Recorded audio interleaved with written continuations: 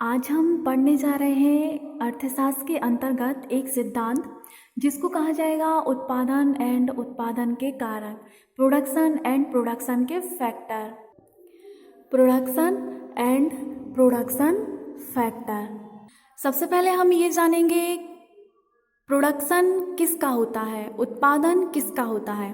तो जो उत्पादन होता है या तो वस्तुओं का होगा या फिर सेवाओं का होगा। अब हम सबसे पहले देख लेंगे कि वस्तुओं का उत्पादन में कौन कौन से सेक्टर शामिल होते हैं।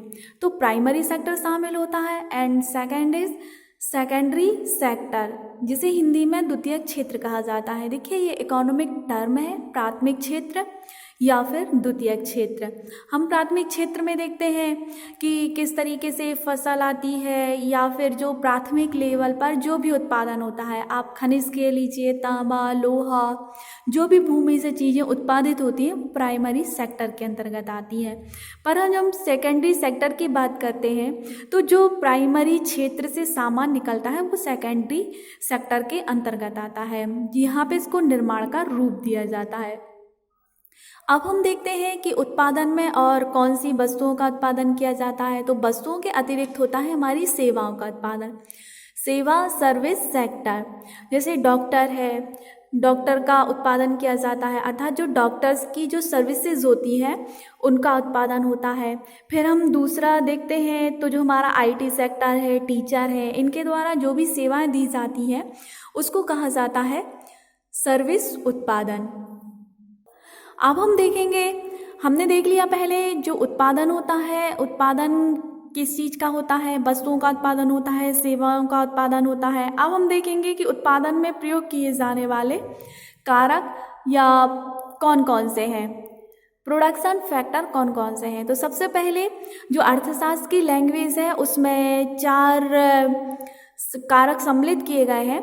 फर्स्ट इज भूमि, सेकंड है श्रम, थर्ड है पूंजी और फोर्थ है उद्यमिता। भूमि, लैंड, श्रम, लेबर, पूंजी, कैपिटल, उद्यमिता, एंटरप्रेन्योर। तकनीकी और प्रबंधन भी शामिल किया जाता है, परंतु जो अर्थशास्त्र के ये 4 टर्म है इनमें शामिल नहीं किया जाता है। कुछ विशेषज्ञों का कहना है जो तकनीकी है वो पूंजी में सम्मिलित हो जाती है, कैपिटल में सम्मिलित हो जाती है, और जो प्रबंधन होता है वो एंटरप्रेन्योर में सम्मिलित हो जाता है। अब हम इसको एक एग्जाम्पल के थ्रू समझेंगे। जैसे हमारे पास में फसल है, अब हम इसको एक एग्जाम्पल के थ्रू समझते हैं। हम उत्पादन किसी वस्तु का कर रहे हैं जहाँ पे फसल है। फसल में गेहूँ हो सकता है, चावल हो सकता है, गन्ना हो सकता है, कोई भी फसल हो सकती है। इसके लिए जो भी कारक उपयोग किए जा रहे हैं उसको कहा जाता है उत्पादन के कारक। अब देखिए, गेहूं को उत्पादित करने के लिए गेहूं तभी उत्पादित होगा जब उसके लिए हमारे पास में भूमि होगी। गेहूं तब उत्पादित होगा जब उसमें श्रम किया जाएगा, अर्थात किसान है वही श्रम करता है, और जो भी जैसे बुवाई होती है, कटाई होती है, जुताई होती है या फिर उसका परिवहन किया जाता है तो उसके लिए कैपिटल की आवश्यकता पड़ती है। फिर होता है एंटरप्रेन्योर। हो सकता है कि किसी ने भी कॉन्ट्रैक्ट बेस पर उसकी भूमि ली हो फसल उत्पादित करने के लिए। गन्ना हो सकता है, आलू हो सकता है, कोई भी फसल हो सकती है जिसे किसी उद्यमी ने कॉन्ट्रैक्ट पर भूमि हायर किया हो। अब हम इन चारों टर्म को समझेंगे, जहाँ पे भूमि है उत्पादन का कारक, फिर श्रम है, पूंजी है, उद्यमिता। देखिए, जो भूमि होती है वो नेचुरल रिसोर्स होती है। जो श्रम होता है, जो भी प्रकृति ने हमको प्रदत्त किया है, प्रकृति ने हमको गिफ्ट के स्वरूप में दिया है, जैसे हवा भी दी है, पानी भी दिया है और खनिज भी दिए हैं, जैसे तांबा है, लोहा है। ये सब भूमिगत चीज़ें होती हैं, प्रकृति हमको प्रदत्त करती है। और उससे भी बड़ी बात है, इनका प्रयोग उत्पादन करने के लिए किया जाता है, किसी भी वस्तु का उत्पादन करने के लिए किया जाता है। जैसे आप चेयर देख लीजिए, तो चेयर का उत्पादन करने के लिए हमें लोहे की ज़रूरत पड़ेगी। जो भी यदि लकड़ी का फर्नीचर बनाया जाता है तब भी जो भूमि में पेड़ उगाए जाते हैं उनकी लकड़ी का इस्तेमाल किया जाएगा। यदि हमें बिस्किट बनाना है, बिस्किट का उत्पादन करना है, तब भी हमें गेहूं की आवश्यकता पड़ेगी, वो भूमि से प्राप्त होगी। अर्थात जो भी भूमि से संबंधित वस्तुएं होती हैं वो उत्पादन के कारक में सम्मिलित की जाती हैं। अब हम देखते हैं सेकंड है हमारे पास में श्रम अर्थात लेबर।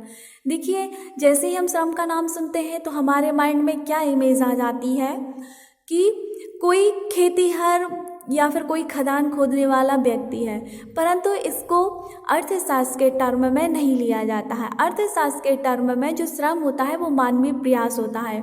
अर्थात जो व्यक्ति है उसके द्वारा दो प्रकार से श्रम किया जाता है। एक होता है हमारा मानवीय श्रम,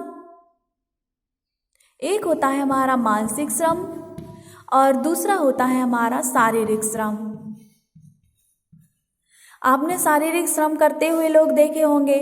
आप उद्योग में जाएंगे तो उद्योग में भी लोग बना रहे होंगे।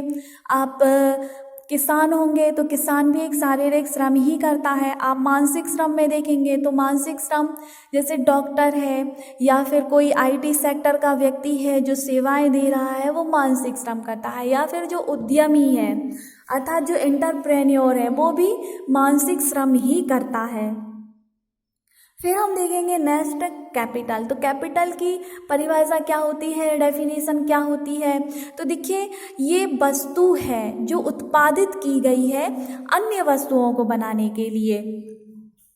जैसे हमारे पास ये कोई मशीन है, अब हमें एक कपड़ा बनाना है तो ये मशीन पहले बनाई गई है, अर्थात ये वस्तु उत्पादित की गई है। फिर इसके बाद में इस वस्तु का प्रयोग, इस पूंजी का प्रयोग किया जा रहा है कपड़ा बनाने के लिए। तो ये कहलाएगी हमारी कैपिटल, अर्थात उत्पादित वस्तु जिसका प्रयोग अन्य वस्तुओं को उत्पादित करने के लिए किया जाता है, उसको कहा जाता है कैपिटल। आपने फसल के संबंध में देखा होगा कि किस तरीके से ट्रैक्टर का यूज़ किया जाता है, हार्वेस्टर्स का यूज़ किया जाता है, चाहे वो ट्रैक्टर हो या फिर आपके कोई भी हार्वेस्टर हो, उनका प्रयोग किया जाता है फसल को काटने के लिए। तो सबसे पहले ये बनाई जाते हैं, उसके बाद में फसल को काटने के लिए इनका यूज़ किया जाता है। तो ये क्या कहलाते हैं, कैपिटल। अब किसान को कैपिटल कहाँ से मिलता है, या फिर कोई उद्यमी है, कोई उद्योगपति है जो उद्योग खोलना चाहता है, उसको कैपिटल कहाँ से मिलेगा। तो सीधी सी बात है, सबसे पहले वो बैंक जाएगा, वहाँ से पैसे लेगा। तो यहाँ पे एक फाइनेंशियल जो मार्केट होता है वो हमारा सिस्टम में आ जाता है। अभी हमें उत्पादन के कारक या फिर प्रोडक्शन फैक्टर के अंतर्गत यही समझना है कि उत्पादन करने के लिए हमें किन किन कारकों की आवश्यकता होती है। तो हम जानते हैं कि सबसे पहले प्राथमिकता तो हमारी भूमि ही होती है। यदि आप कोई कंपनी खोलना चाहते हैं तो आपको भूमि की ज़रूरत पड़ेगी। अब आपको वस्तु बनानी है तो लेबर की ज़रूरत तो पड़ेगी ही पड़ेगी, चाहे वो अकाउंटेंट के मामले में हो या फिर उन वस्तुओं का निर्माण करने के लिए हो, तो लेबर की आवश्यकता पड़ेगी आपको। पूंजी है, अब कोई यदि आपको वस्तु बनानी है तो आपको उन वस्तुओं को बनाने के लिए उत्पादित की हुई वस्तुएं खरीदनी पड़ेंगी, जिसे पूंजी कहा जाता है। जैसे आप बिस्किट बना रहे हैं तो बिस्किट बनाने के लिए आपको पहले एक मशीन खरीदनी पड़ेगी, सांचे खरीदने पड़ेंगे ताकि वो बिस्किट को ढाल सके, अंतिम रूप दे सके। अब हम देखेंगे चौथा है हमारा एंटरप्रेन्योर। देखिए, इसके बिना कुछ नहीं हो सकता, एंटरप्रेन्योर के बिना कुछ नहीं हो सकता, क्योंकि जोखिम वहन करने वाला, रिस्क वहन करने वाला यही होता है, उद्यमी ही होता है, एंटरप्रेन्योर ही होता है। यही है जो इन तीनों का उपयोग करता है। भूमि का उपयोग करता है, श्रम को ढूंढ के लाता है, श्रमिक ढूंढ के लाता है, साथ ही साथ ये पूंजी का भी इंतज़ाम करता है, कैपिटल का इंतज़ाम करता है।